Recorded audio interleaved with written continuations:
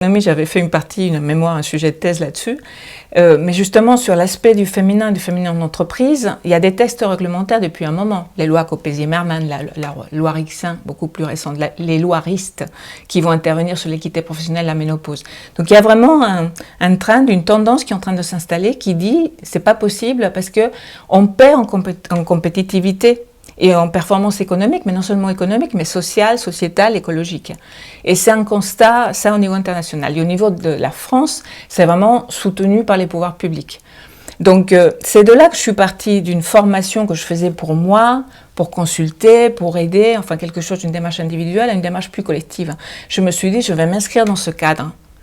Et comme j'ai des contacts dans des RH, il y a eu une reconnaissance, un retour là-dessus. On m'a dit d'avancer là-dessus et que ces entreprises seraient preneuses. Et donc c'est là qu'après j'ai organisé des collectifs, enfin des personnes intéressées, des rencontres. J'ai un petit peu préparé le terrain. Et aujourd'hui, enfin en réalisant la fresque, c'est la concrétisation. C'est perçu comme enfin, c'est une contrainte légale. C'est comme les recyclages, les jetables, tout ça, c'est perçu comme une contrainte légale. Moi, mon intérêt, enfin mon objectif surtout, c'est que ça soit pas juste alors on va désigner des femmes, on va donner la responsabilité, on va créer un projet, on va mettre vraiment la moitié de femmes, que ce soit pas juste des quotas ou des réalisations concrètes en disant voilà c'est bon, on est dans les clous, que ça soit un mouvement de fond.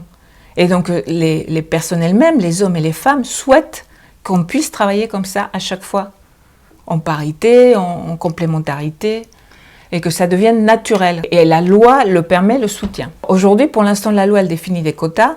Cette démarche d'inclure les femmes, c'est ça qui est demandé. Et donc pour l'instant, la seule chose qui est surveillée, et ce qu'on peut faire en tant qu'entreprise ou association, c'est démontrer qu'on a des démarches. Donc démontrer par exemple qu'on a du coaching, ou démontrer qu'on a des labos de ce type, FemFresque, qu'on travaille, qu'on a des groupes de travail. Donc aujourd'hui, ça fait partie de la démarche de pouvoir démontrer. À terme, peut-être, c'est ça qui va se mettre en place, c'est de dire, ben comme ça arrive pour d'autres choses, violences sexuelles et sexistes, en effet, il faut passer des contrôles ou une information, ou se mettre dans des conditions, faire des ateliers, s'entraîner à répondre à certaines questions, pour vraiment être sûr qu'il y a un acquis. Ma position, elle est de ne pas forcer de ce côté-là, mais qu'un jour que ça vienne comme confirmation, mais ça serait très bien. Parce que de la même façon, quand on apprend à conduire, on a un permis de conduire qui justifie. Donc on pourrait être dans quelque chose de formalisé en étant tout aussi à savoir conduire, quoi. On sait conduire et on a un permis. Je travaille dans une entreprise en management, j'ai fait partie d'un COMEX, d'une très grande entreprise, et ensuite j'ai consulté, conseil, intervention de groupe et aussi du coaching. De plus en plus du coaching individuel. Il y a un master inédit qui existe seulement en Espagne sur ce sujet et qui est vraiment concentré sur la santé féminine parce que c'est ce qu'il s'agit de développer. L'idée de mettre en place une FemFresque, comme il existe d'autres fresques de la diversité, l'inclusion, du genre, ça existe aussi, du climat. C'est une idée qui m'est venue assez rapidement dès ma formation en santé féminine puisque je le raccrochais au biosocial, au psychosocial et à l'entreprise. Mais je ne savais pas très bien quelle forme ça pouvait prendre. Je pensais faire une sorte de jeu qui serait plutôt, voilà, mets-toi un petit peu à ma place, vis ma vie. Toi, t'es un homme, moi je suis une femme, on va inverser les rôles. Tu es jeune, je vais te raconter qu'est-ce que c'est qu'être une femme plus âgée. Tu es au contraire âgée, je vais te rappeler ce que tu as oublié de tes propres difficultés jeunesse. Enfin, un petit peu croiser les rôles. Au final, j'ai préféré prendre un outil qui est disponible dans les universités américaines, nord-américaines, et aussi en Australie, qui existe, qui est déjà tout prêt. Donc c'est un diagramme qui s'appelle biosocial, c'est une approche biosociale, et qui parcourt tous les domaines depuis le social, donc ça veut dire les cadres politiques de société, et ensuite les cadres d'entreprise, les groupes, les collectifs, les relations. Ça parcourt tout le social et ça descend ensuite dans les niveaux qu'ils appellent inférieurs du biologique. Donc lorsqu'on est dans le biologique, on va plutôt se penser soi-même comme système. Et c'est très concret, très incarné. C'est chez moi, il y a des organes qui sont touchés, j'ai des points sensibles très clairs, que je ressens dans mon corps. Et en faisant cette fresque, qui a l'air d'aller dans quelque chose qui est tabou dans le milieu d'entreprise, que ça soit se mêler de notions sociales et politiques ou se mêler de notions biologiques, En faisant cette fresque, ce qu'on constate, c'est que les gens ont besoin de s'exprimer, enfin comme si ça manquait, et donc ça se fait très facilement. Et finalement, il n'y a rien de difficile, ni de tabou, ni d'interdit, puisque chacun se met au niveau de communication qu'il souhaite. Et en le faisant en collectif aussi, on se sent protégé par la présence des autres et les partages des autres. Et on ne va pas extrêmement loin dans des détails, enfin on n'a pas le dossier médical, ni on n'a pas les opinions politiques, mais on est humainement en contact les uns avec les autres. Et ça, c'est extrêmement riche pour des équipes ou même des personnes qui participeraient dans un atelier de façon individuelle et qui se sentiraient à nouveau réconciliées, en faire partie de l'humanité, tout simplement.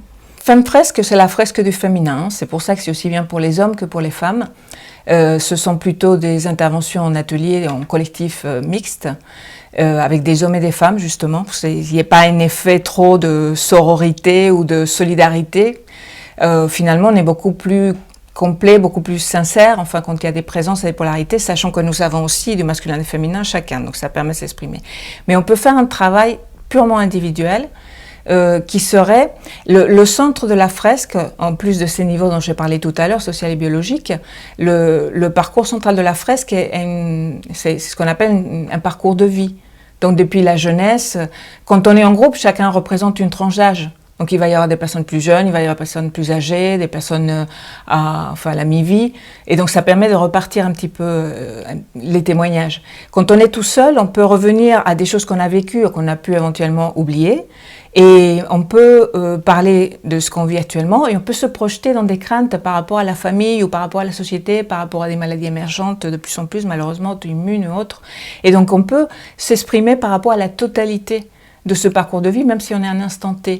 Donc c'est pour ça que c'est très intéressant aussi de faire une fresque en individuel, en accompagnement individuel, de prendre le temps et même ne pas le faire en une seule séance, mais progressif, parce que ça permet une prise de conscience comme ça, processuelle, enfin toute douce, de beaucoup de choses. C'est un peu du même ordre, mais dans le milieu d'entreprise, que ça va permettre peut-être d'entendre ou de laisser entendre à des RH déjà, tout simplement, même s'ils ont l'air déjà proches du personnel, mais aussi à du management stratégique, du management opérationnel aussi, parce qu'ils ne se rendent pas compte à quel point l'opérationnel a beaucoup plus d'impact, même des choses très petites, des petites équipes, des opérations très simples.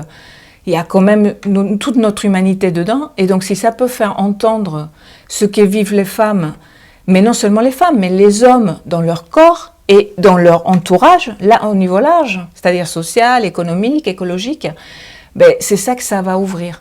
Et ça va être peut-être un phénomène similaire, mais au niveau business ou corporate. Ce que je souhaite, et c'était l'objet de cette journée, c'est que des personnes qui ont des rôles de coach, mais aussi d'accompagnement d'entreprise, de responsabilité de personnes humaines, s'en emparent et aient envie de la déployer ou d'utiliser tout simplement ce type de questionnement.